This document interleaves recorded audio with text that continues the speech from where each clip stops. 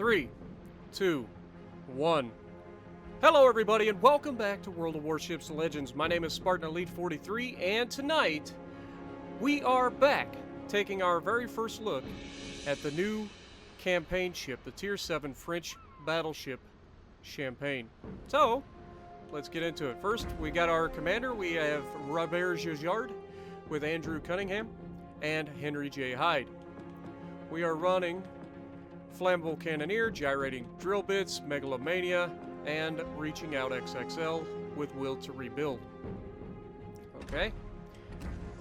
Our loadout is Aiming Systems Mod 1, Steering Gears Mod 2, Concealment, we don't get Concealment, it's Target Acquisition Mod, and Main Battery Mod 3.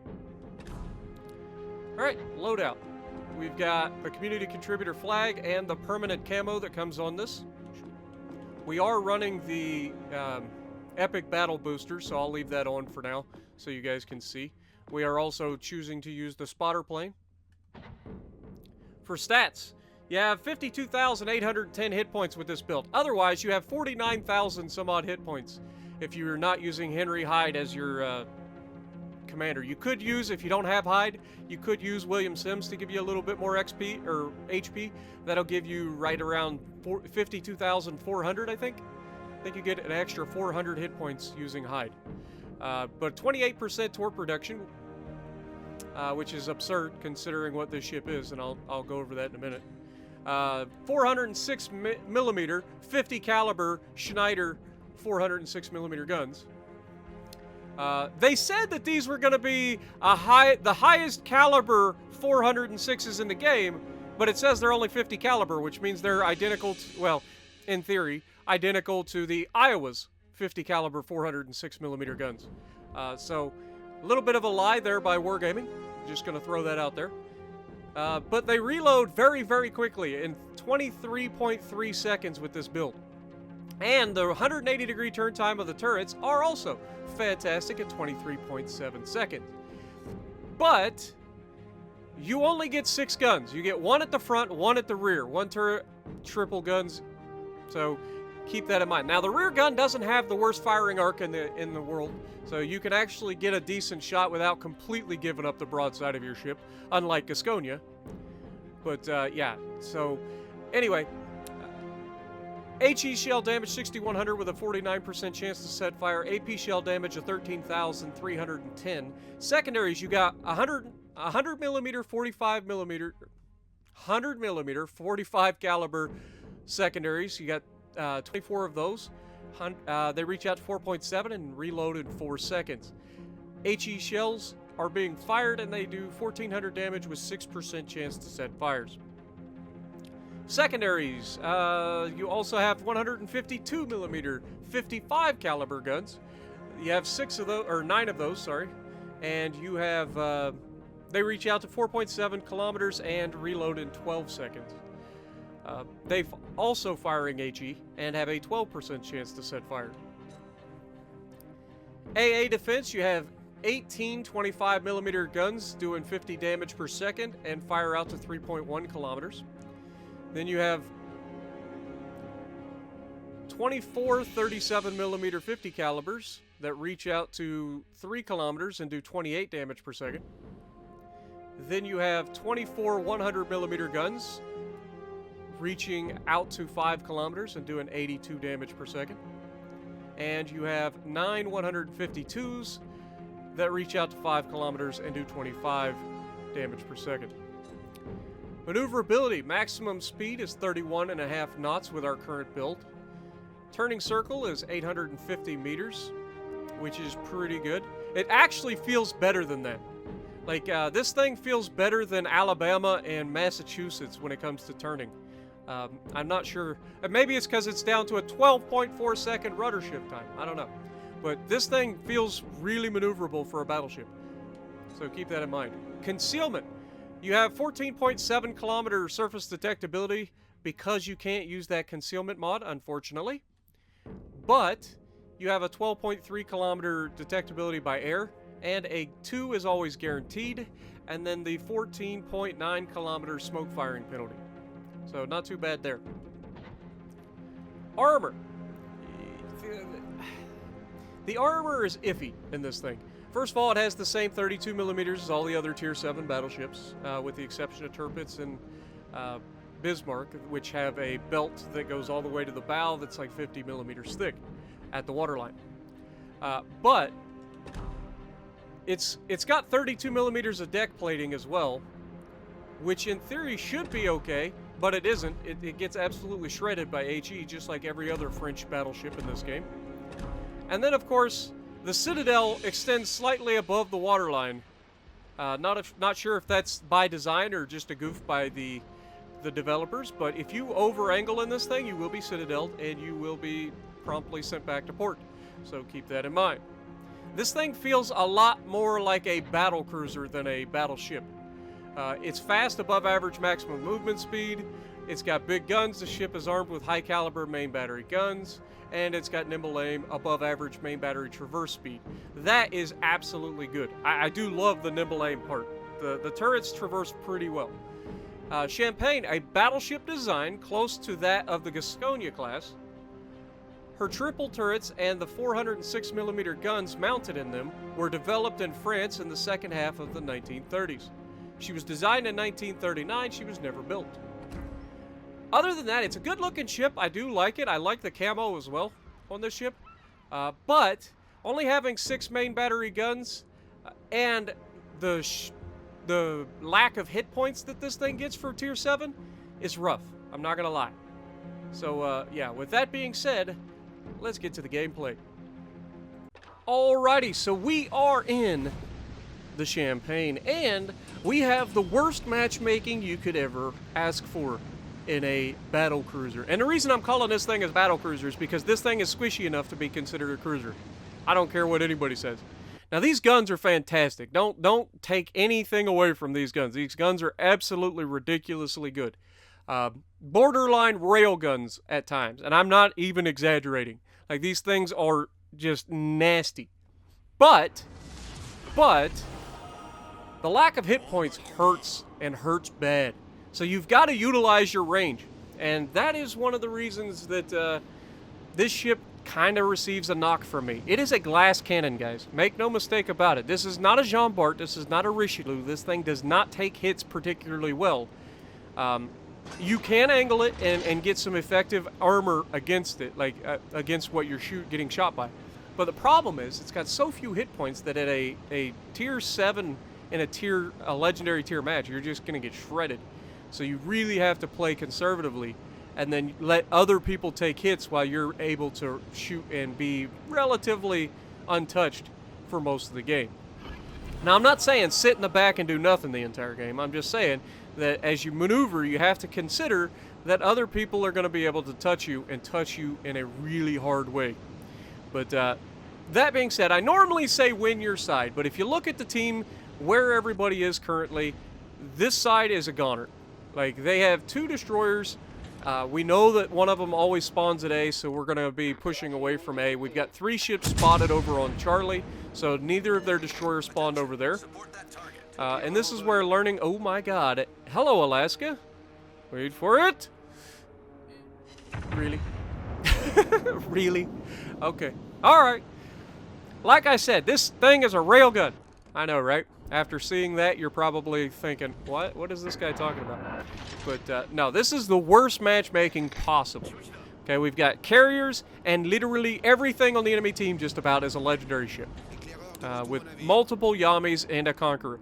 And just put this into perspective. You have 52,000 hit points. I have hit people for 20,000 damage from a Conqueror's HE. So, French ships are susceptible to HE. We all know this. It's a thing. Now imagine what a Conqueror with a good broadside salvo can do with HE against this thing. Half your health is gone in one salvo. And that's just HE. Let's not talk about if he loads AP and catches you broadside. Because like I said, if you are broadside in this thing, you are susceptible to depth strikes. It ain't like the Jean Bart and the Richelieu where most people don't understand how to Citadel a Jean Bart or Richelieu. This thing, if they aim at the waterline and they get nice shot, you're dead. It's just the way it goes. I've already found out the hard way with the freaking Jean Bart while I was trying to fight everybody. Of course, that's the way it goes, right? You end up fighting everybody while your team just sits behind islands and watches. But our Yami is throwing his ship away. He knows there's a destroyer there. He's already spotted the destroyer once. The destroyer's in the cap. He's already captured the base, and the Yami is charging blindly into him. Why? Where is the play in there? You don't have one. You're just throwing your ship away. And to make matters worse, he's got a Conqueror over there, and I want to say a Bismarck, potentially. But you can see we're aiming for the superstructure of the mass. And we're not getting a lot of luck with it. One of the things that this ship does pretty well is switch between ammo types. So because it's got a pretty quick reload, you can get away with switching ammo quite a bit. So I have used this as a fire starter occasionally, especially against an enemy Yami who was bow tanking me, and it was pretty effective. That guy was a dummy and put out one fire, but it was really effective because I got fires multiple times. And because it's a 49% chance to set fires, I mean, you're pretty much getting a fire every time you hit somebody. But we're going to go ahead and take a shot at the gearing here. Unfortunately, he starts smoking up as I take the shot, and he actually slowed down, so these shots are going to miss. But he is going to get touched here by the destroyer, or by the torps from our carrier. The carrier in this one, he's going to do a couple things right. One, going for this gearing and trying to get rid of him.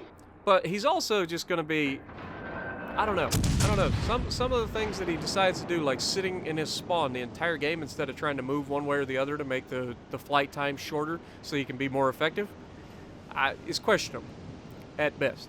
But our gross occur first is following our Yami. Our Yami is already dead because, of course, he is. We've lost 2 legendaries and a Vanguard right off the bat. We lost our Shima, lost our Yami, and we're about to lose our gross occur first because sailing into the center of the map where you're surrounded on all sides by enemy, not a good play. Especially in a battleship where you can't disengage. And you got a carrier constantly harassing you. But what do I know? I'm just a goober. But Gearing's still alive out there. Nobody's got a shot on him apparently. I'm over here to potentially help these guys move up. And we have a beautiful look at this Yami. And so we're going to go ahead and take that. We get the front guns out. Front guns look like absolute dog crap. But one of them managed to find a Citadel for 13,000.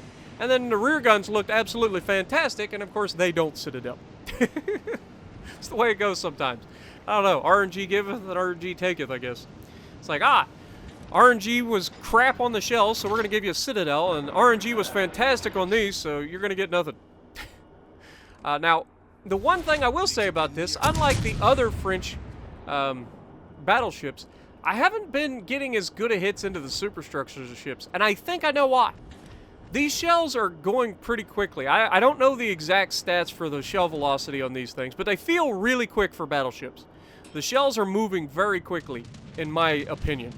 And that's just from the few matches that I've played in this thing, and that's what it feels like. But the shells are moving very, very quickly, and that also means that they're going pretty flat. So instead of hitting where you think you're going to hit, you're actually hitting lower. And so that's causing me some issues when it comes to trying to smash people in the superstructure in particular. Now, we've got a Yami out here just begging for it.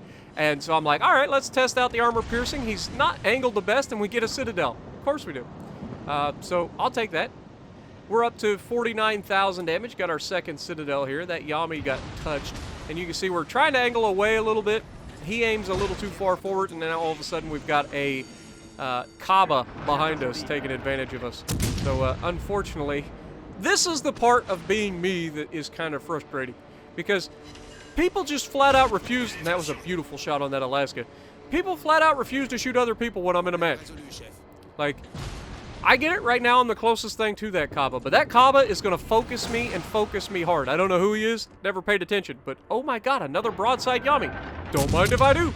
Shot out, and wait for it. Pow! Okay, I was early. But we got one. We got one. He is angling away from us now, but we're trying to do everything we can. We've been able to conserve our hit points up to this point, and at this point, with all these guys sailing broadside, I'm feeling pretty good about myself. This Kaaba does actually end up shooting at our Yami that's right next to me. I think it's a Yami. that's right next to me. And so I'm going to go ahead, while he's firing his guns, I'm going to go ahead and target him. Because, I mean, he's absolutely begging for it. He's a destroyer, so I need to try to get rid of him. And we actually get a pretty solid hit on him for 2 overpins, of course. But that's going to get his unwarranted attention. He is not going to give a crap about anybody else other than me for the rest of this match. Regardless of the Yami, of course, the Yami goes broadside to 2 Yamis, so you know how long that's going to last. And suddenly, he's below half his hit points. Who'd have thunk it? But we extinguish 1 fire like a dummy. I'm not going to lie, that was a huge mistake. We know that there's a Kaba back there, but my thought process was, I'm not firing my guns, I'm not going to get detected. I forgot, there's a freaking aircraft carrier there, and now I'm spotted by the Alaska. So, I'm actually... I kind of screwed myself by extinguishing that fire, thinking that the Kaba wouldn't be able to see me and wouldn't be able to keep shooting me. Also, he does get another fire, and I think he gets a second fire right afterwards, or very soon afterwards. But we're aiming at this Bismarck, and this is what I'm talking about with trying to shoot the superstructure of the Bismarck in a moment, and these shells being so flat. Our Yami is too far behind me. Can't use him because our commander isn't high enough level to get the longer will to rebuild range, which hurts me in this one. But you saw we hit most of those shells down into the armor rather than up into the superstructure because I just wasn't used to the ship yet. But I've had some really good games in this, and I've also had some really, really bad getting deleted. Now, this Alaska, once again, didn't learn his lesson the first time he went broadside to me, so wait for it. Boom! Dropping the hammer on him, getting 2 Citadels there, and finishing the game with 125,000. But hopefully you guys enjoyed this. It was a good showcase. I will be picking this ship up because I do like this ship. There is something to be said about this ship's freaking guns if you're not completely getting obliterated. Like, the lack of hit points hurts it really badly. But if you play smart, you can negate the lack of hit points. And I think most players will enjoy this. Maybe they won't. But I know good players will enjoy this ship because it shoots where you aim, which is something that a lot of Battleship players really, really enjoy, especially against cruisers, but other broadside battleships as well.